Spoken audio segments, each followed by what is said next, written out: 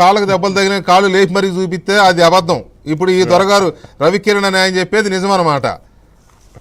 So ఇటువంటి వీళ్ళు మాట్లాడే మాటలు చూస్తుంటే ఏమనిపిస్తుంది, ఇవన్నీ ఒకటి కాదు అఖిలకృష్ణ గారు, ఇప్పుడు ఇవన్నీ ఎక్స్పెక్ట్ చేయలే వీళ్ళు. జనరల్ గా ఏంటంటే చంద్రబాబు నాయుడు గారికి ఒక నైజం ఉంది, వెరీ సాఫ్ట్.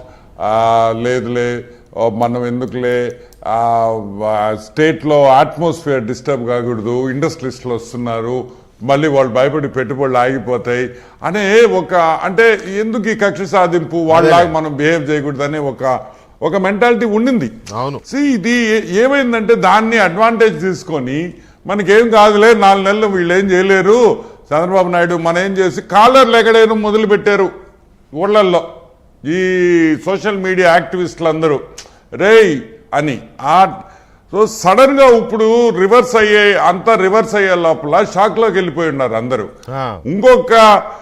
ఒక్కొక్కరు వీడియోలు పెడుతున్నారు, మమ్మల్ని క్షమించండి మేము తప్పు చేశాం, పొరపాటు చేశాం.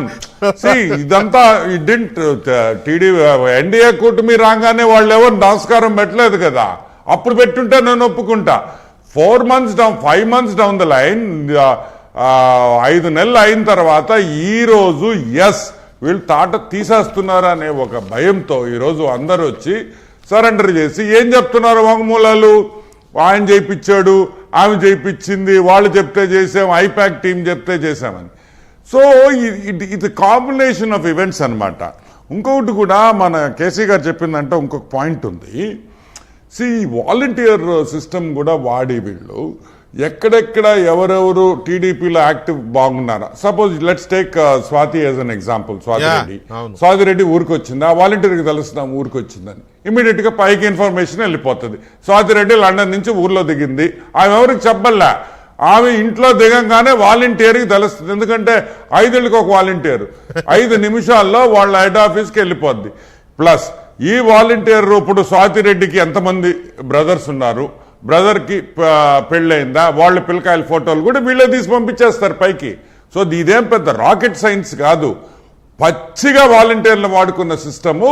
వైసీపీ వాళ్ళు పచ్చిగా వాలంటీర్ని సోషల్ మీడియా వాళ్ళని టార్గెట్ చేసి, లేదు జనసేన టీడీపీయో బీజేపీకి ఎవరన్నా స్ట్రాంగ్ గా సపోర్ట్ చేస్తున్నారు వాళ్ళని ఎట్ట టార్గెట్ చేయాలి, లేకపోతే